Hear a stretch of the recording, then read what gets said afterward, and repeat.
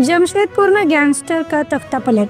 जिला बदर अपराधी अंशु उर्फ आयुष चौहान देसी कट्टा और गैंग के सपनों के साथ गिरफ्तार। सवाल ये है, जब जिले से निकाला जा चुका था तो फिर सिद्धगोड़ा में हथियार के साथ क्या कर रहा था ये अपराधी।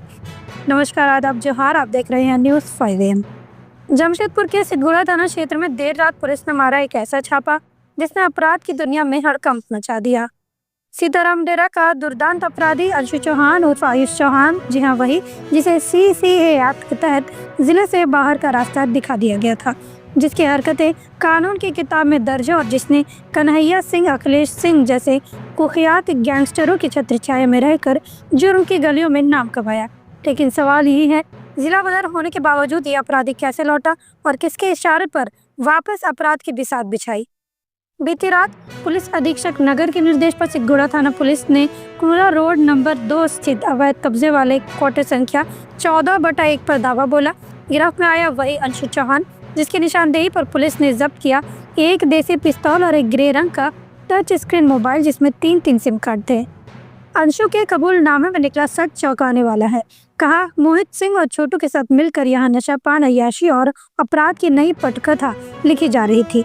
इतना ही नहीं, मोहित सिंह ने तो टिस्को के कई क्वार्टरों पर अवैध कब्जा कर रखा है, जहाँ से चलता है काला धंधा और अवैध वसूली का खेल। जरा गौर करिए अंशु चौहान के आपराधिक मेन्यू पर। 7 केस, जी हाँ पूरे 7 संगीन मुकदमे, हत्या की कोशिश से लेकर लूट, मारपीट, गैंग और आर्म्स एक्ट और ना जाने क्या क्या। कुछ केस पर नजर डालें। सीताराम डेरा कांड संख्या 152/18 से लेकर जुगसलाई कांड नंबर 2/23 तक सवाल साफ है। बार बार जेल जाने वाला, बार बार बेल पर छूटने वाला, कब तक सिस्टम की आंखों में धूल झोंकता रहेगा। इस बड़ी कामयाबी में अपनी जान हथेली पर रखकर शामिल रहे जमशेदपुर पुलिस के ये जाबाज।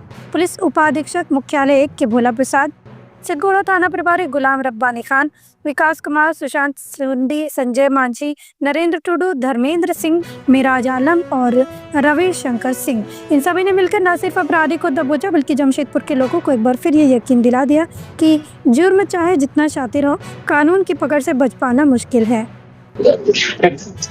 कल दिनांक 4 तारीख की रात्रि को इस प्रकार की एक गुप्त सूचना प्राप्त हुई थी कि अंशु चौहान नाम का एक शातिर अपराधकर्मी, जो कि हिस्ट्री शीटर रहा है, जिसके ऊपर पूर्व से भी 7 गंभीर प्रकृति के मामले दर्ज रहे हैं, वो एक अवैध रूप से कब्जा किए हुए एक क्वार्टर में छुपकर रह रहा है।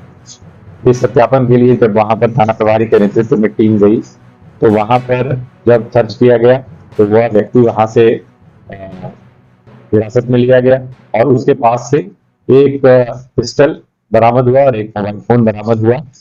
और सघनता से पूछताछ करने पर उसके द्वारा बताया गया कि उसके 2 अन्य साथी भी उसके साथ में हैं और उनका भी नाम प्राथमिकी में दर्ज कराया गया है।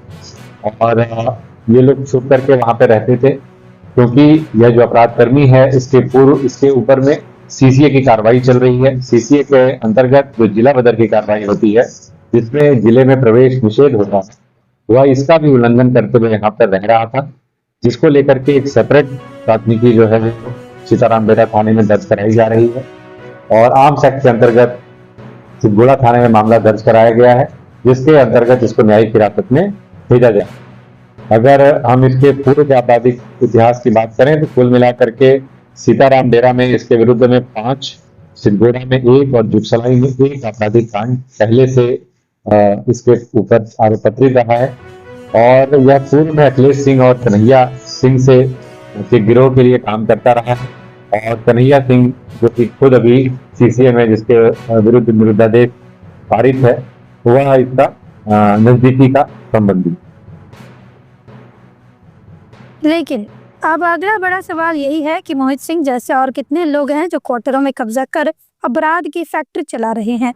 जिला बदर अपराधियों की एंट्री पर रोक कब लगेगी और क्या अंशु के जरिए इस पूरे नेटवर्क का पर्दाफाश होगा।